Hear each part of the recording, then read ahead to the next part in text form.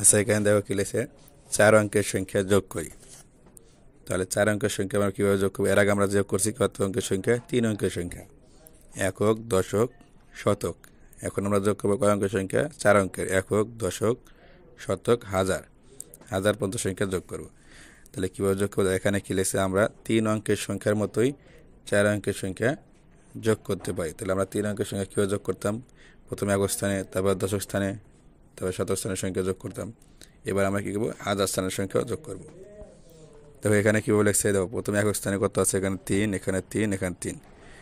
3 3 যোগ করে কত আছে? 9। এখানে দেখো 3 3 যোগ করে 9 লিখছে, আমরা এখানে 9 লিখব।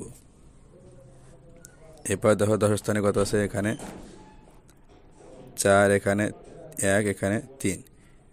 4 1 3 যোগ করে কত আছে? 8। তো এখানে 4 1 3 যোগ করে 8 লিখছে, আমরা এখানে 4 1 3 যোগ করে 8 লিখব।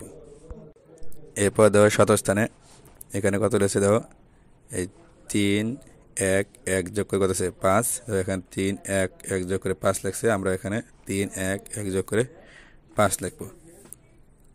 এবার হাজার স্থানে দেখো কত আছে? এখানে 5 2 2। 5 2 2 যোগ করে কত আছে? 9।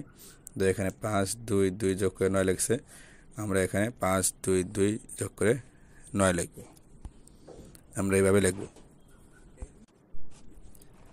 তাহলে আমরা 3 অঙ্কের সংখ্যা মতোই 4 অঙ্কের সংখ্যা এইভাবে যোগ করতে পারি। আর যোগ করার সময় আমরা প্রথমে একক স্থান, তারপর দশক স্থান, এবার শতক স্থান, এবার হাজার স্থান, এভাবে আমরা যোগ করব।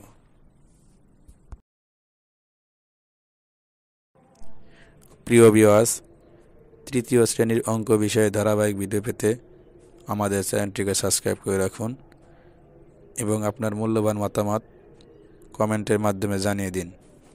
ধন্যবাদ।